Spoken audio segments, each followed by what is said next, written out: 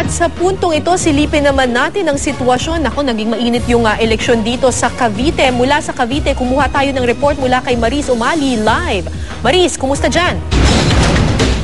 Hawi, itong lalawigan ng Cavite, hindi rin nakaligtas sa mga problemang bumalot sa maraming lugar sa buong bansa. Kung kaya na-delay yung transmission ng mga resulta ng mga balota o yung mga boto. Yun nga pong problema ay yung mga pumalyang PCOS machines, mabagal at madalas na pumapalyang signal ng internet at mga corrupted CF cards. Humingi naman na sila ng tulong sa National Support Center, pero ang resulta, syempre, hindi agad na-transmit ang mga resulta ng balota mula sa mga presinto papunta sa municipal at City Board of Canvassers. Kaya naman kagabi rin ay kinansela muna ang pag-convene ng Provincial Board of Canvassers dito sa lalawigan dahil wala ring umaabot na resulta naman dito sa PBOC level. Nag-resume na ito, Kara, itong consolidation and canvassing ng Provincial Board of Canvassers pasado alas 8 ngayong umaga dito sa Sangguniang Panlalawigan Session Hall ng Provincial Capital.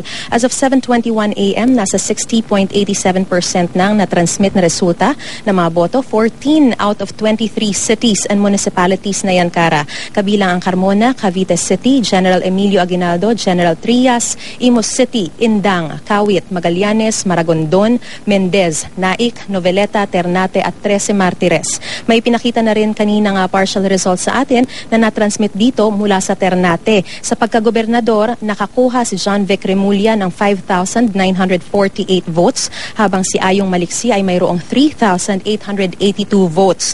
Sa pagka-vice-gobernador naman, si Jolo Revilla ay mayroong 5,942 votes. Sumunod si Jay Lacson na mayroong 2,901 votes at si Recto Cantimbuhan na may 560 votes. Sa 13 Martires, si Remulla mayroong 23,106 votes habang si Maliksi 13,423 votes. Sa pagka-vice-gobernador, si Revilla mayroong 24,671 votes. Si Lacson mayroong 6,392 votes at si Cantimbuhan mayroong 4,057 votes. Sa Naik, si Remulla ay mayroong 24,133 votes. Si Maliksi ay mayroong 17,281 votes. Sa pagka-vice-gobernador naman, si Revilla ay mayroong 24,303 votes. Si Lacson ay mayroong 13,512 votes. Si Cantimbuhan ay mayroong 1,771 votes. Sa Noveleta, hindi pa napakita yung sa race ng gubernatorial, pero sa vice governor, si Revilla ay nakakuha ng 9,230 votes. Si Lacson ay mayroong 5,277 votes at si Cantimbuhan ay mayroong 1,355 votes. Patuloy tayong mag-aantabay dito, Kara, para sa iba pang mga resulta. At yan muna ang latest mula rito sa Cavite. Kara?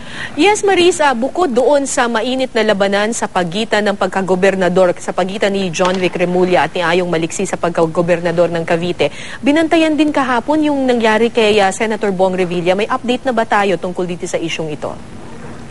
Kara, ang sinasabi sa atin ng pulisya ay posibleng ngayon ihain yung search warrant dun sa kampo ng mga Revilla dahil nga ito nga yung claim na merong mga armas dun sa loob ng kanyang tahanan. Pero patuloy pa tayong kukuha ng impormasyon dyan dahil sa ngayon ay kagabi, nung tayo'y kumuha ng impormasyon mula sa kapulisan, sa mga otoridad, ay wala pa silang impormasyon na maibigay at na-enquest na yung mga NBI agents na sinasabing nagbabantay nga o nakadetail dito sa kampo ni Revilla. In the meantime, mas mainit syempre yung pagbabantay dito naman sa Provincial Board of Canvassers dahil ang lahat ay nakatuon sa kung ano nga ang magiging resulta ng karera o ng botohan dito sa Cavite. Kara?